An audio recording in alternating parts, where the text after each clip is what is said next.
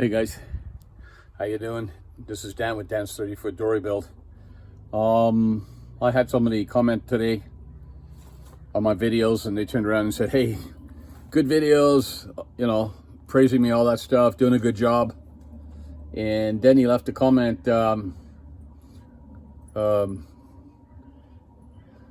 condense. I thought about that for a second. Condense meaning the videos are too long. Condense, maybe I'm talking too much. I'm not sure. He didn't elaborate on the condense part, if I read it right. So the strikers are installed, so I'm going to keep this real short. I'll do a quick video. They haven't been sanded out yet. I've just finished glassing them 4 hours ago. I still have some cleanup to do, but they're installed, okay, and they're fiberglassed. So I'll give you a real quick shot here and explain to you real quick what I've done, so the video will not be too long.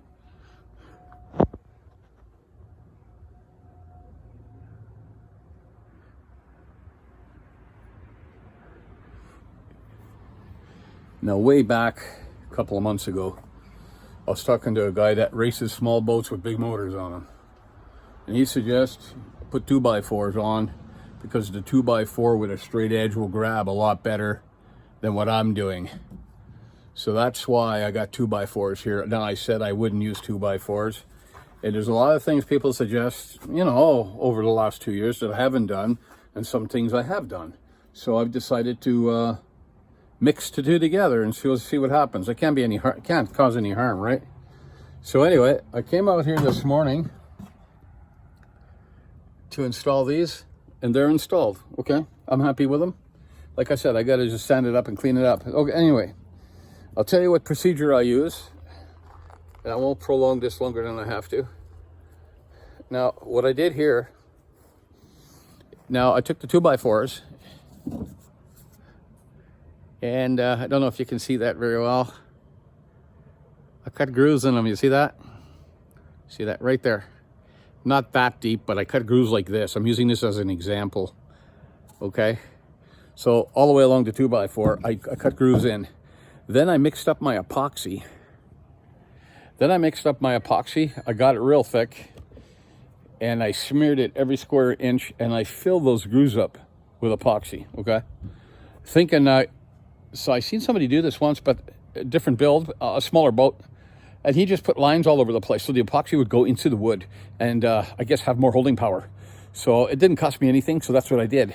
I put grooves in it on an angle, not straight down, on an angle, and I thickened up the epoxy. I weighed them down, and then when the epoxy kicked, I turned around and I took two coats of 6-ounce fiberglass mat, and I just fiberglassed them in place.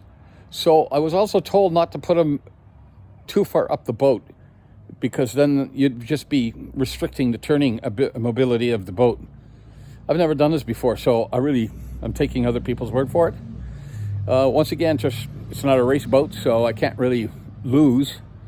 But here's a last shot of the boat from the front, from the bow.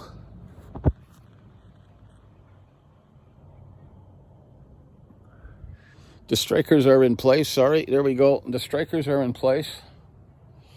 And that's it. Now all I have to do is sand all that purple paint off. I'll be, at the end of the month, I'm going to pick up 3 cans of primer. They sell them in quarts. And I'm going to reprime the bottom and the water line right away. And that'll be it. So I'll try to get 3 coats of paint on that.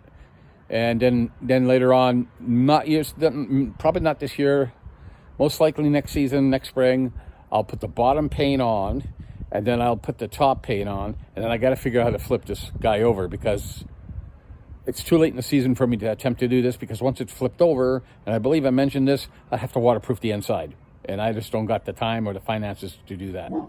So anyway, that's it in a nutshell. Strikers are all installed. They're all fiberglassed and in place. So thank you very much for tuning in, for keeping track of my progress here. I really appreciate it. I'll do a walk around after they're all primed up before the end of the season anyway. Once again, thank you very much. 141 subscribers. Thank you very much, guys. Hang in there. This is a shorty. I hope everybody's going to be happy.